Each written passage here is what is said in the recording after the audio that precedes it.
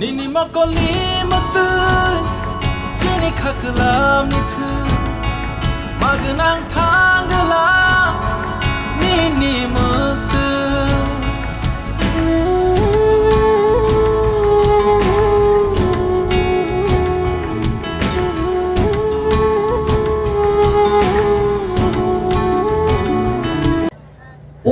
বছর এই ত্রিপুরা রাজ্যে কে আক্রান্ত হয় না আপনারা বলুন। আমরা দীর্ঘদিন যারা বামেদের বিরুদ্ধে লড়াই করেছি আমাদের কেউ বাদ যায়নি তাদের আক্রমণ থেকে। আর সেই সিপিএম পার্টি আজকে 25 বছর শাসন করে ক্ষমতা থেকে যখন চলে গেল তখন বলছে আমরা ত্রিপুরাদের অকৃত্রিম বন্ধু। যে বাম শাসনে বহু ধনী ত্রিপ্রাংশের মানুষ তার গরিবে পরিণত হয়েছে। কৃষকদের বলেছে তারা শুধু চরম আন্দোলন করি, কৃষি কাজ করতে হবে না। অনেক কৃষকরা তাদের জিজ্ঞেস করেছে আন্দোলন করে আমাদের কৃষি কাজ কে করবে? বলছে কৃষি কাজের দরকার নেই, শুধু আন্দোলন করুন। ত্রিপুরার মানুষকে শুধু আন্দোলন করিয়েছে। আন্দোলনের কি অভাব ছিল? 47টা গণসংগঠন ছিল সিপিএম এর, শুধু আন্দোলন করেছে। আর এখন তারা বলছে আমাদের ভোট দিন। ত্রিপুরা মাথা করে আপনারা বিজেপি কে কেন ভোট দেবেন? চিনি ত্রিপ্রাসার মাস হোক, দিল্লি হোক, চিনি থামসানি চৌবা, মহারাজার যে থামসার চৌবা আর চৌবানো সম্মান দুই দেশটির প্রধানমন্ত্রী, স্বরাষ্ট্রমন্ত্রী, সমস্ত বিজেপি শীর্ষ নেতার প্রদেশ সভাপতি শ্রী রাজীব ভট্টাচার্য এখানে বসে আছেন। সবাই একমত হয়ে ত্রিপুরা মাথার সাথে এডিসি এলাকায় পিছিয়ে পড়া মানুষের উন্নয়নে আমরা ঐতিহাসিক চুক্তি সই করেছি এবং সেই চুক্তি মোতাবেক আমরা বিজেপি পার্টিকে ভোট দেব। কিসের ভিত্তিতে? আজকে নির্বাচন মানে আমাদের বলতে হবে কেন আমরা ভোট দেব। আমাকে অনেকে বলে যে আপনি সিপিএম এর বিরুদ্ধে বক্তব্য করছেন কেন, কংগ্রেসের বিরুদ্ধে বক্তব্য করছেন কেন? তো আমি সিপিএম এবং কংগ্রেস বন্ধুদের জিজ্ঞেস করতে চাইব উনারাই বা আমাদের বিরুদ্ধে বক্তব্য করছেন। নির্বাচনটাই হচ্ছে নির্বাচিত করা, মানে গ্রাম্য বাংলায় যাচাই কইরা লোকটারে পাঠানো। তো যাচাই যদি আমাদের করতে হয় আলোচনার দরকার রয়েছে। আজকে বামেদের যে অবস্থা, এই অবস্থার কথা আপনারা সবাই জানেন। রামচন্দ্র ঘাট বিধানসভা কেন্দ্র আমার বিধানসভা খুব প্রিয়। এই বিধানসভা কেন্দ্রে আমি কাজ করেছি, রাজনৈতিকভাবে মানুষের সাথে অঙ্গাঙ্গিভাবে জড়িত ছিলাম। এক সময় এই রামচন্দ্র ঘাটে আমরা বিরোধী দল হিসেবে গ্রামে গঞ্জে গিয়ে বক্তব্য করতে পারতাম না। আমি এমএলএ ছিলাম প্রমোদনগরে, রতনপুর বাজারে গিয়ে আমি বক্তব্য করতে পারিনি, মানে বামেদের এত দাপট ছিল। এবং এই রামচন্দ্রঘাট বিধানসভা কেন্দ্রে একজন প্রভাবশালী বিধায়ক ছিলেন যার নাম পদ্মকুমার। আসলে এই সিম্বলটা আজকে বিজেপি। রামচন্দ্রঘাটের মানুষ পদ্মর পেছনেই থাকবে সবসময়। তখন ছিল পদ্মকুমার দেববর্মার পেছনে, এবং আজকে এই পার্লামেন্ট নির্বাচনে পদ্ম ফুলের পেছনে। ওই লোকটাকে মানুষ বলতো, এই লোকটা কিন্তু পরিশ্রম করত। ওনাকে দেখা যায় না আজকাল, মানুষের বাড়ি বাড়ি যেত। সিপিএম দলের একটা জিনিসই ছিল মিথ্যা কথা বলো। যে যাকে প্রতিশ্রুতি দাও মানুষের বাড়িতে যখন উনি যান, মানুষ কি চায়? রাস্তা চায়, পানীয় জলের ব্যবস্থা চায়, ছেলে মেয়েদের জন্য চাকরি চায়। পদত্যাগের একটাই বক্তব্য, উন্নয়ন হবে। শেষে এত জনপ্রিয়তায় গেলেন উনি, উনার ডাক নাম হয়ে উঠল খৈব এমএলএ, মানে উন্নয়ন না হওয়ার কোনোটাই নাই। শেষ 25 বছর সিপিএম ত্রিপুরা রাজ্যের মধ্যে 25টা বছর এক নাগালে শাসন করেছে। শাসনের নামে কি করছে? শাসনের নামে শোষণ করছে মানুষে। পঞ্চায়েত ভোট হতো এই লক্ষ্মীনারায়ণপুর পঞ্চায়েতের লোকেদের আমি বলবো, আপনারা পঞ্চায়েত ভোটের সময় ভোট দিতে পারছেন? ভোট কেন্দ্রে গিয়ে তারা রিডিং করত, কাউন্টিং এর সময় গিয়ে সেখানে রিডিং করত। ভোটগুলো ছিল প্রহসন মাত্র, কোন সময় ভোট হতো না। আর আজকে এই সিপিএম তারা বলছে যে গত বিধানসভা নির্বাচনে তিপ্রা মাথা দলের জন্য তারা ক্ষমতায় আসতে পারে নাই। আমি পূর্বতন মুখ্যমন্ত্রী মানিক সরকার মহোদয়ের উদ্দেশ্যে বলছি, আপনাদের যে পার্টির অবস্থান গত 23-এর বিধানসভা নির্বাচনের পর আপনাদের কি অবস্থান ছিল? যেদিন নির্বাচনটা শেষ হয় সেই দিন মেলার মাঠ পার্টি অফিসে বসে আপনারা সাংবাদিক সম্মেলন করে বলেছেন ত্রিপুরা রাজ্যে শান্তিপূর্ণভাবে ভোট গ্রহণ হয়েছে, মানুষ ভোট দিতে পেরেছে এবং নিশ্চিত রূপে ত্রিপুরা রাজ্যে বামেরা ক্ষমতায় ফিরবে। তবে আজকে আমার মনে হয় না বেশি বক্তৃতা দেওয়া যাবে। ভাত খাওয়ার সময় টেলিফোন কলটা আইলে হাত ধুয়ে যে টেলিফোন ধরি, ফিরে আর ভাত খেতে মজা লাগে না। সে যাই হোক, আমরা সবাই ব্যস্ত, ব্যস্ততার মধ্যেই আমাদের আসতে হয়।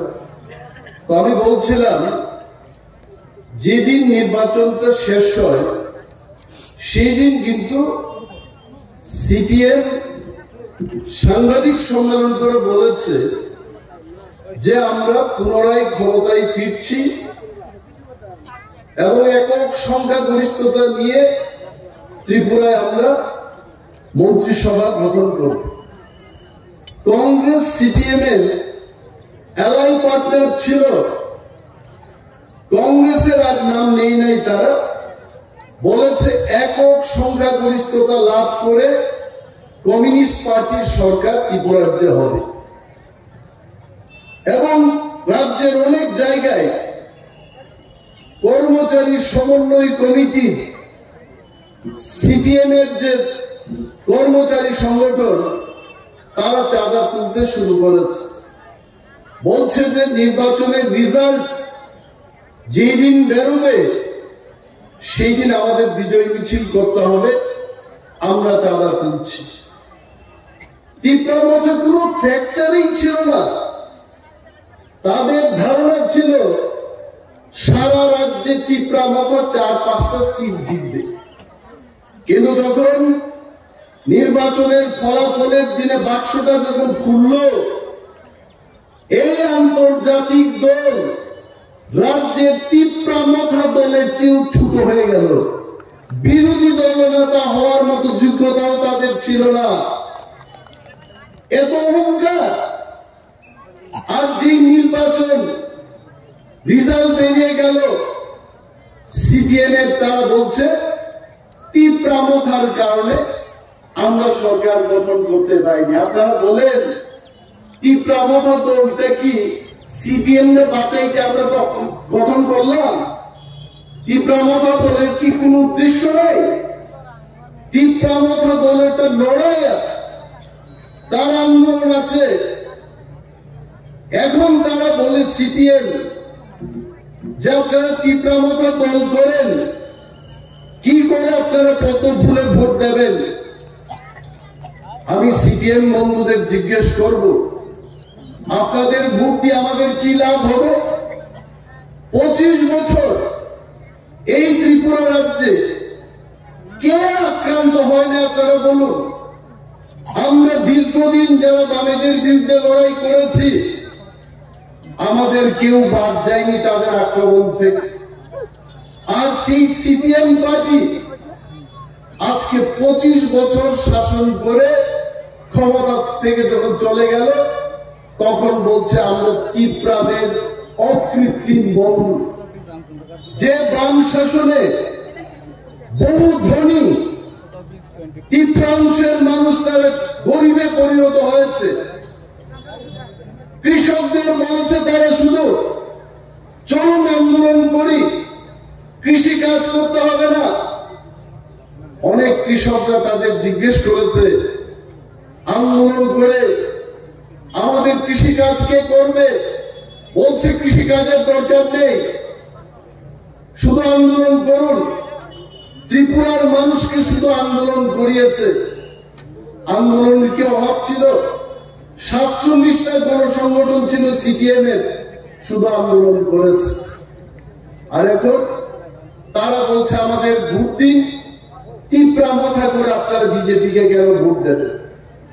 চিনি তীব্রাচার্য মাস হোক, দিল্লি হোক, চিনি থামসানি চৌবা, মহারাজার যে থামসার চৌবা আর চৌবানো সম্মান রুই দেশটি প্রধানমন্ত্রী, স্বরাষ্ট্রমন্ত্রী, সমস্ত বিজেপি শীর্ষ নেতার প্রদেশ সভাপতি শ্রী রাজীব ভট্টাচার্য এখানে বসে আছেন।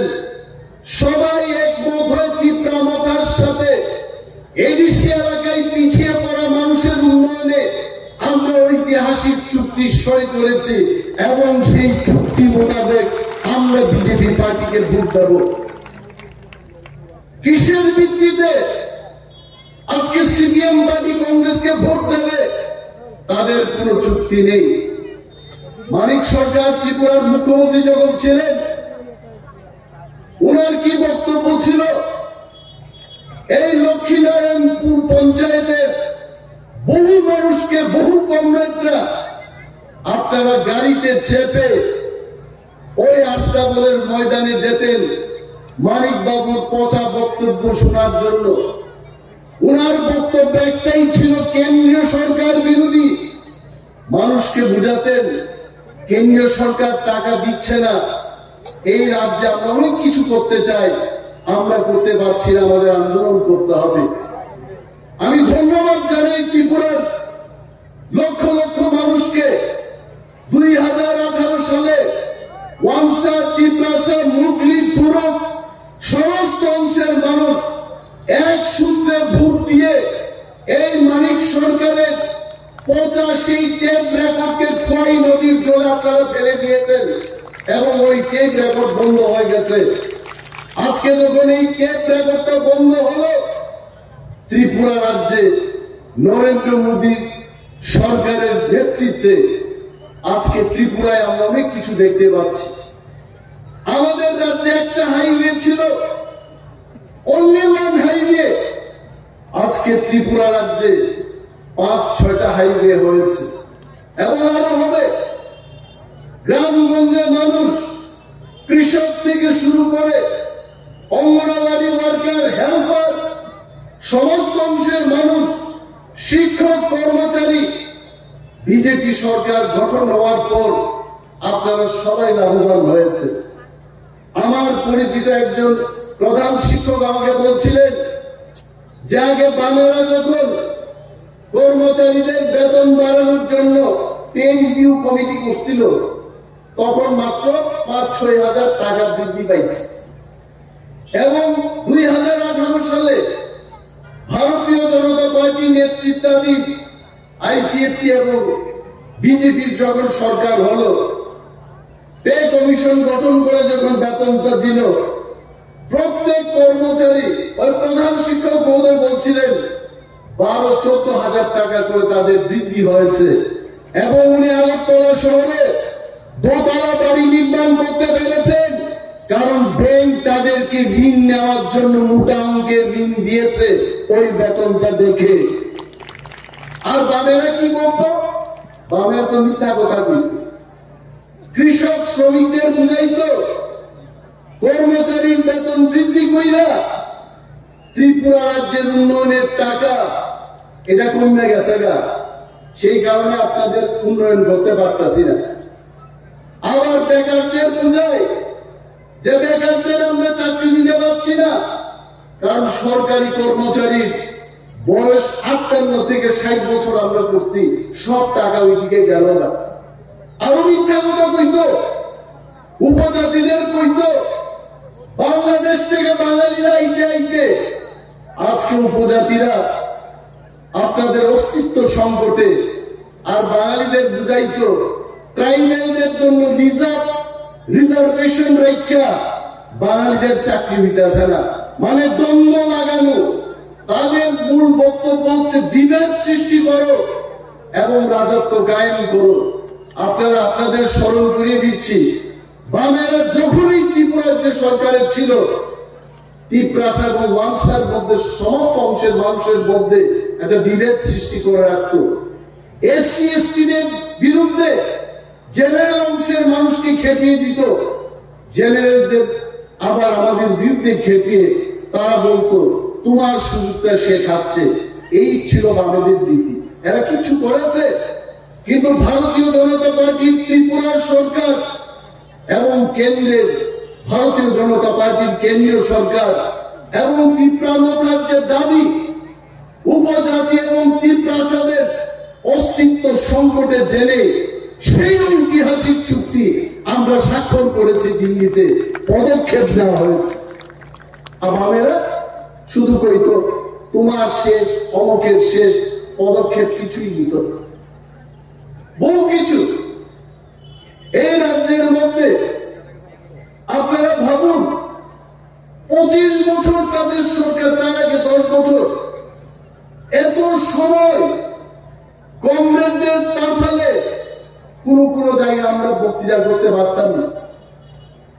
থানা বাবু, বিডিও সাহেব, এসডিএম সমস্ত তাদের চিহ্নিত করা লোক তারা বসিয়ে রাখত, আমাদের কথা বলার কোনো জায়গা নাই।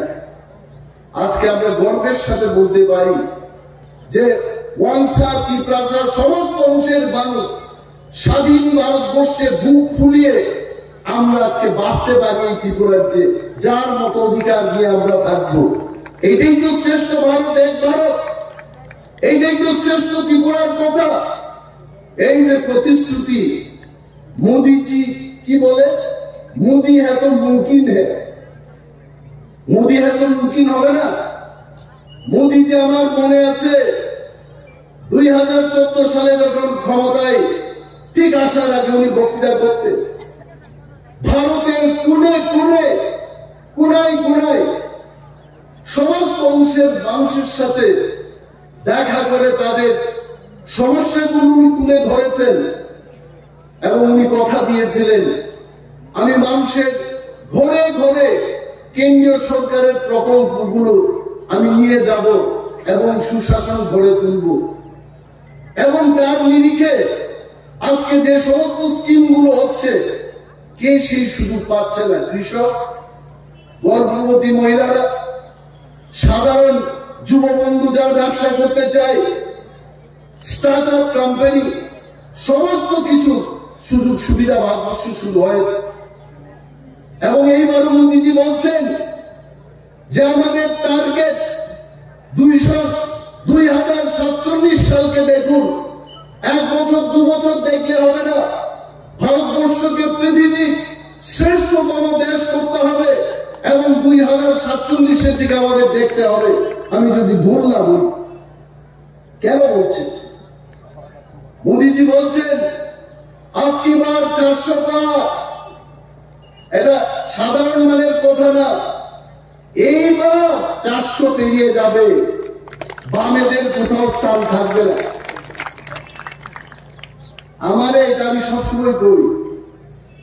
এরা যে চিল্লায় বক্তৃতা করতেছে, কয়েকদিন আগে আমি শুনলাম চিল্লাইতে চিল্লাইতে ফাইনাল বাইরেই গেছে, চিল্লাইতে চিল্লাইতে কইতাছে আমরা ইন্ডিয়া মহাজোট, আমরা 350 সিট নিয়ে আবার ক্ষমতায় বলব। আমি কই ভারতবর্ষটা কি চীন তিন রাশিয়া টাশিয়া নিয়ে ঘুরতে এতগুলো সিট আইব কই? বিজেপির সরকার রাজস্থানে, মধ্যপ্রদেশে, ছত্তিশগড়ে,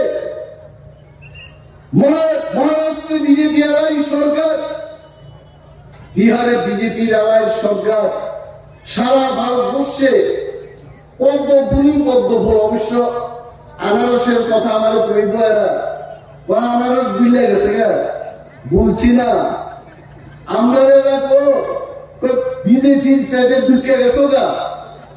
আমরা কিছু আমরা এখানে বিজেপির রাজ্য সভাপতি রাজীব ভট্টাচার্য মহোদয় আছেন, পেট কাইটে দেখলে দেখবো কেউ কি প্রমোশন উঠছে তার পেটে। আমার পেটেও কোনো বিজেপি ঢুকে নাই, এখানে বক্তব্য করতেছে বিজেপির পেটে ঢুকে এসে তীব্রামথা। আমরা তীব্রামথায় আছি এবং তীব্রামথায় থাকবো, কিন্তু বিজেপির বন্ধু হয়ে আমরা থাকবো, আমরা একসঙ্গে লড়াই করব। আর এরা কি কই 350 সিট আইব, আমি কইতে আইব। আমার এক জামাই বাবু, উনি এখন সিপিএম এর রাজ্য স্তরের নেতা, জিগাইলাম জামাই বাবু ত্রিপুরার 2টা সিটের মধ্যে কোন সিটটা আপনারা জিতবেন? কইছে এইখানে আমরা জিততাম না, এখানে জিততো না। পশ্চিমবঙ্গে 42টা সিট, তার মধ্যে আপনারা কয়টা সিটে জিতবেন? 3-4টা সিটে তো আমরা জিতবো, ঠিক আছে। আর সিপিএম কই আছে? দূরবীন দিয়ে তো দেখতেইব কেরালা রাজ্যে সিপিএম আছে, কয়টা সিট পাইবেন? 5-6টা পাবেন। তো এই 4 আর 6 10টা সিট নিয়ে 350 সিট নিয়ে এই ভারতবর্ষের মধ্যে মিথ্যা কথা। এইবার ত্রিপুরা রাজ্যের 2টা সিটে নর্থ ইস্টের মধ্যে লক্ষ লক্ষ ভোটের ব্যবধানে আমরা আমাদের বিরোধী দলকে পরাস্ত করে মোদীজিকে আমরা উপহার দেব তর তাজা 2টা এমপি। এবং শ্রেষ্ঠ ভারত, এক ভারত গঠনে আমরা ত্রিপুরার মানুষ, আইপিএফটি, তীব্রামথা, বিজেপি, আমরা নরেন্দ্র মোদীজিকে এবার উপহার দেব। আজকে কংগ্রেস এবং সিপিএম আসলে এটি কি জানেননি? এখানে মনোজের দোকানের দিকে আমি দেখলাম না, বাগান বাজারে দেখলাম গাড়ির একটা গ্যারেজ আছে। পুরনো গ্যারেজে গাড়ি নিয়ে গেলেও কিন্তু এটার মধ্যে আর মেরামত হয় না, কারণ পার্টস নাই। ওই যে ডিমনিটাইজেশন হয়েছিল, 1000 টাকা 500 টাকার লুট, সব এটা অচল ঘোষণা। সিপিএম পার্টি আর কংগ্রেস পার্টিও অচল লুটের মতো। এটা দেখতে খুব ভালো লাগে অনেক সময়, কিন্তু এটা বাজারে চলে না। এই অচল লুট নিয়ে ঘুরতেছে এদের সাম্যবাদ। আপনারা জানেন কমিউনিস্ট পার্টির উদ্দেশ্য ছিল সাম্যবাদ। 176 বছর আগে কার্ল মার্কস আর ফ্রেডরিক এঙ্গেলস সৃষ্টি করছিল কমিউনিস্ট পার্টি। ভারতবর্ষে 99 বছর চলে তাদের আন্দোলন, সাম্যবাদ আন্দোলন। আর আমাদের ত্রিপুরায় 79 বছর আইসে সাম্যবাদ, কখনোই আইত না। আর এরা এখন বলে আমরা সরকারে ফিরব, সারা ভারতবর্ষের 545টা সিটের মধ্যে 10টা সিট নিয়ে। এটা হয় গণতন্ত্রে? এটা সম্ভব? সুতরাং এদের এই ফাঁদে পা দেবেন না। আর একটা কথা আমি আমাদের প্রান্তিক কৃতি দেবী দেববর্মা আমাদের ত্রিপুরার রাজকন্যা, উনি বিয়ে করছেন তো ছত্তিশগড়ে, ওনার একটা বহিরাগ। আমি মাঝে মাঝে রাহুল গান্ধী কংগ্রেস দলের যিনি নেতা, উনি দিল্লিতে থাকেন, কেরালায় নির্বাচন লড়তে যান। সোনিয়া গান্ধীজি দিল্লিতে থাকেন, উত্তরপ্রদেশে নির্বাচন লড়াই করেন। এরা কি বহিরাগত না? আসলে কেউই বহিরাগত না। তবে আমাদের প্রার্থী সম্পর্কে আপনাদের একটা জিনিস বলি, যেখান থেকে বিয়ে করে ছত্তিশগড়ের মহারাজার করে গেলেন এবং ওই মহারাজাকে বুঝিয়ে ছত্তিশগড় থেকে বাপের বাড়িতে আবার আমার ত্রিপুরার মানুষের জন্য আমি কাম করব, এই মহিলা কিন্তু শক্তপুক্ত মহিলা। মহিলারা একবার যখন যায় আর ফিরে না। এই মহিলা কিন্তু ফিরাইছে আমার বাপের বাড়িতে, আমার ত্রিপুরার মানুষের জন্য আমি কাজ করব। এই শক্ত মহিলাকে আমরা কেন ভোট দেব না? আমরা কি এই এদের বামেদের এইদিকে দাঁড়াইতে একজন ভদ্রলোক, আর পূর্ব ত্রিপুরায় দাঁড়াইছেন আর এক ভদ্রলোক, সমানে সমানে ভাগ কিনে নিচ্ছে। কয় তুমি একটা লাড্ডু খাও, আমি একটা লাড্ডু খাবো, কিন্তু লাড্ডুই খাইব ভাই, ভোট এখানে হবে না। কারণ মানুষ মোদিজির শ্রেষ্ঠ ভারত, এক ভারত এবং ত্রিপুরার উন্নয়নের জন্য মানুষ ভোট দেবে। পদ্ম ফুল চিহ্নে যেন আপনারা ভোট দেন। বিশেষভাবে যিনি ত্রিপ্রাসারক, যারা ত্রিপুরা মাথা খাই নাই, ওর মিটিংও ভাই অনেক বড়, তো ত্রিপুরা মাথা খাই সাংঘাতিক ভাবে খাই, ভোটি দিন খাই বড় আনারস ওদের তুঙ্গা আই আই, তারপরে আনারস চিনিয়া। এইবার ত্রিপুরা মাথা বিজেপি এবং আইপিএফটি প্রার্থীর সিম্বলটা হচ্ছে পদ্মগুবা। আমার মেঘিন স্লোগান মারে নাই, বুট নাই, বড় পদ্মগুবার কোন প্রক্রিয়া মা বোনেরা কইতাছে নরেন্দ্র মোদীজির নেতৃত্বে আবার বিজেপির সরকার আইতাছে। আবার স্লোগান মারবে গ্রামে গ্রামে, কেন 2 ফিট বাই 2 ফিট, আমি তো আমার কেন্দ্রে 2 ফিট বাই 2 ফিট 5000 ছাপিয়ে ডেইলি মিলিটারির মতো এক একটা ছেলে গত 15-20 দিনে হাঁটতে হাঁটতে নিমায়ের মতো হয়ে গেছে। রুদ্রের মধ্যে একটা কড়া নির্দেশ, সিম্বল শিখাই দিব। কারণ আনারস সিম্বল এডিসিতে ভোট দিলাম, বিধানসভার সময় দিলাম, এখন তো আমার আনারস খুঁজবো। এইবার আনারস না, এইবার কৃতি দেবী দেববর্মার সিম্বল, আমাদের সবার সিম্বল হবে পদ্মগুবা। অপদ্মগুবার আমার নিচে। এবং আমার বিশ্বাস আপনারা কাজ করবেন, বাড়িতে যাবেন, প্রচার করবেন। আমার পরেও প্রদেশ সভাপতি এখানে আছেন, উনিও বক্তব্য করবেন। দীর্ঘায়িত করছি না, সবার কাছে আবারও বিনম্রভাবে অনুরোধ জানিয়ে আমাদের পশ্চিম ত্রিপুরা এবং পূর্ব ত্রিপুরার উভয় প্রার্থীকে বিপুল ভোটে, রেকর্ড ভোটে আমরা যেন জয়লাভ করাই এবং করাইতে পারি, সেই কাজ আপনারা করবেন, এই আশা রেখে আমি আমার বক্তব্য শেষ করছি। জয় হিন্দ, বোবাগ্রা আয়োজক। অনেক অনেক ধন্যবাদ ত্রিপুরা সরকারের মাননীয় মন্ত্রী শ্রী অনিমেষ দেববর্মা মোদী। এখনই আমাদের ভারতীয় জনতা পার্টির রাজ্য সভাপতি শ্রী রাজীব ভট্টাচার্যকে স্বাগত জানিয়ে আদিবাসীদের ঐতিহ্যবাহী নৃত্য করম ঝুমুর নৃত্য পরিবেশন করবেন এবং সবাইকে অনুরোধ রাখবো। এরপরে এখনই আলোচনা রাখার জন্য অনুরোধ রাখছি ভারতীয় জনতা পার্টির প্রদেশ কমিটির সম্মানিত সভাপতি, আমাদের সকলের অভিভাবক শ্রী রাজীব ভট্টাচার্য মোদীকে।